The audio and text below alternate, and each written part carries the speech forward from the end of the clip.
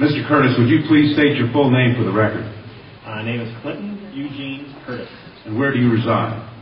Tallahassee, Florida. And what is your profession? I'm a computer programmer. Would you please speak into the microphone so the audience can hear your testimony? I'm a computer programmer. Mr. Curtis, are there programs that can be used to secretly fix elections? Yes. How do you know that to be the case?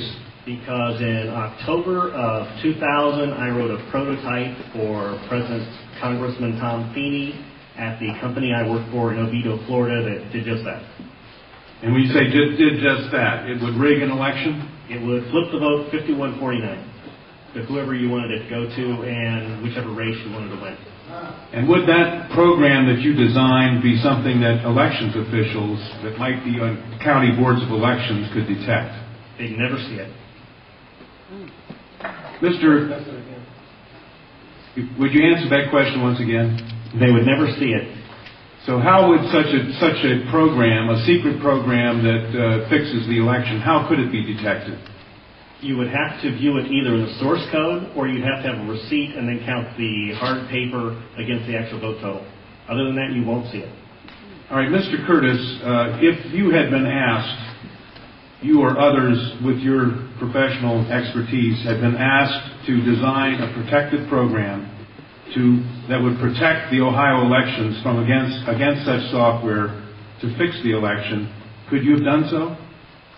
If we've been asked to make a program that could fix the election, sure, anybody can do it. No, could you have designed a program or a procedure or a protocol that would have protected Ohio against this kind of rigging? No, you have to look at the source code. You have to get probably programmers from both or all parties to look at the source code and determine if there's anything in there that shouldn't be there. I mean, it's a simple program. You're adding 1 to a person's total. It's 100 lines of code tops. All right.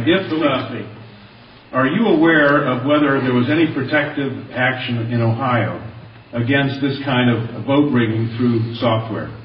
I don't know. You don't know? I don't know. You were not asked to assist in the development of any protective system, is that correct? No, I was not. In Europe, have you reviewed at all the election results in Ohio? No, I haven't. Okay. Given the availability of such vote rigging software and the testimony that has been given under oath of substantial statistical anomalies and gross differences between exit polling data and the actual tabulated results, do you have an opinion whether or not the Ohio election, presidential election, was hacked? Yes, I would say it was. I mean, if you have exit polling data that is significantly off from the vote, then it's probably hacked. And your testimony is under oath? Yes, sir. And the testimony you've given is true? Yes, sir. Thank you.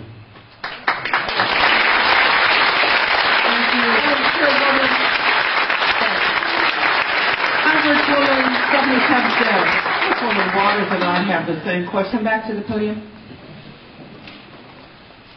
Who did you say you were asked to prepare? I was asked by Tom Feeney. He's now a congressman. At that time, he was Speaker of the House of Florida, Yang Enterprises, which was the company I work for, lobbyists, and their corporate attorney, who wore a lot of hats. And at the time, he was the Speaker of the House of Florida. Is that what you said? Yes. Okay, thank you. Yeah, Congressman. You say he was the lobbyist for the voting machine company at the same time he was Speaker of the House? I don't know what the voting machine company is. He was a lobbyist for Yang Enterprises. We had NASA contracts. And Yang Enterprises did what? Computers? Computers. Okay, and he was your lobbyist. Your company's lobbyist for that company, yes. And he asked you to design a code to rig an election? Yes. While he was Speaker of the Florida House? Yes. This was during or previous to the 2000 election? Yes, October into September. And did he ever express why he wanted a code to rig an election? No, I immediately assumed that they were trying to keep you guys from cheating them. So I wrote up the documentation of what you would look for in the source code, how you would make sure that you didn't get, taken advantage of, make sure that all voting machines had receipts, because that way you could back count the ones that looked a little funny. And I handed it over. By receipts, you mean a paper trail? Yes, paper trail. And I handed that in to Mrs. Yang and said, here's your report, here's your program. And she said, you don't understand, we need to hide the fraud in the source code. Hide the fraud, not reveal it. Not reveal the fraud because it needed to control the vote in South Florida, was what she said. That's what she said. That's To your knowledge, was this used? I have no idea. I was ready to leave. I retired and left the company. Your testimony a moment ago, I think you said just before you left an answer to Congresswoman Tubby Jones' question. Would you just repeat what you said in terms of the exit polls? Oh, the exit polls should not be significantly different than the vote. And if they were, you would conclude what? I would conclude someone's playing with the vote. Now with the exit polls? That's possible too. Okay, I was going to ask why something is definitely skewed. Something is skewed in one or the other or both. Right. To select which one, you'd have to see where the problem is. Let me ask you one further question.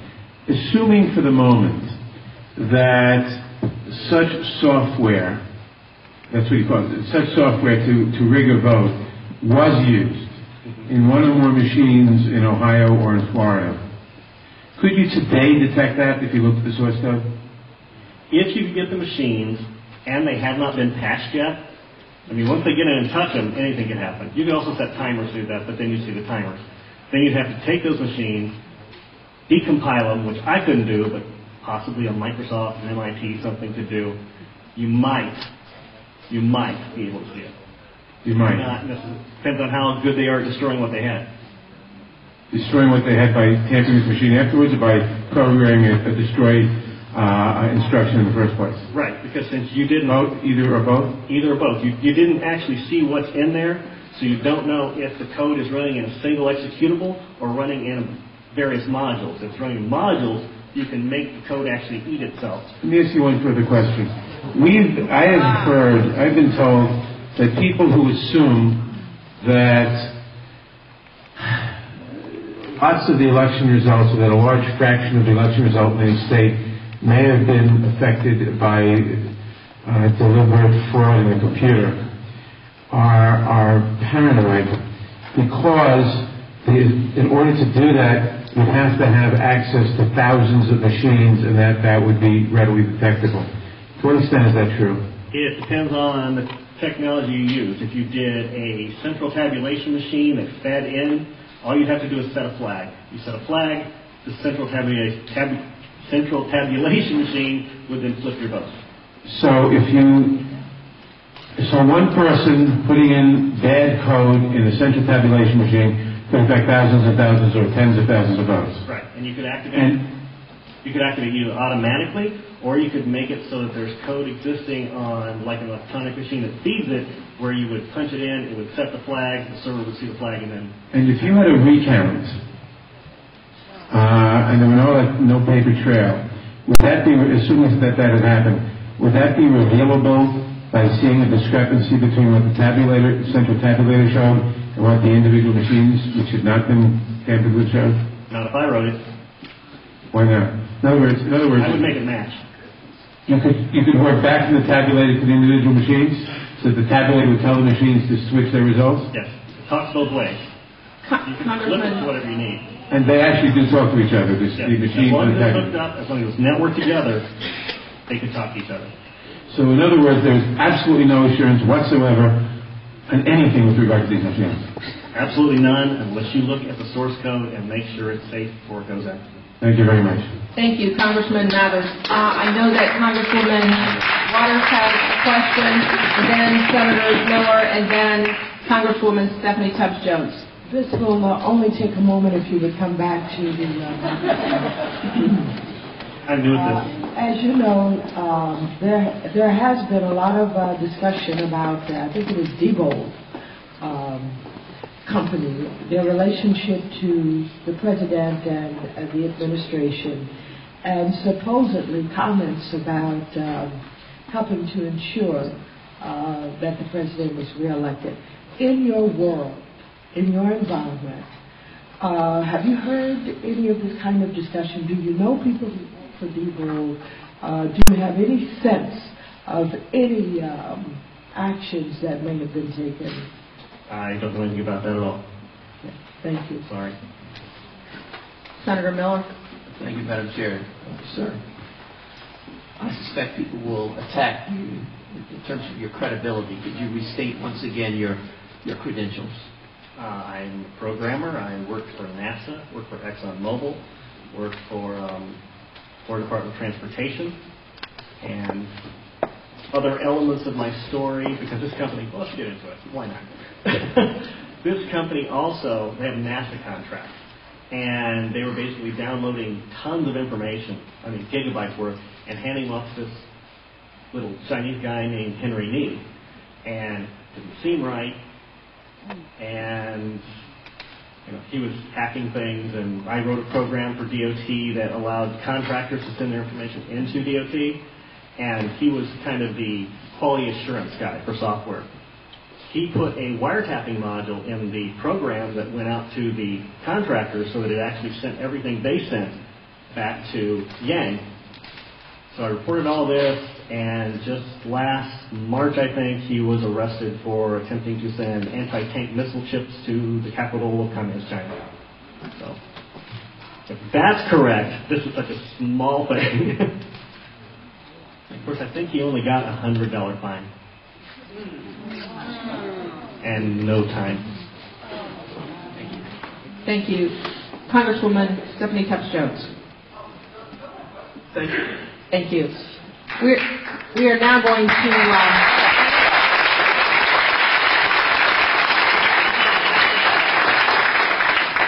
back to the public testimony. And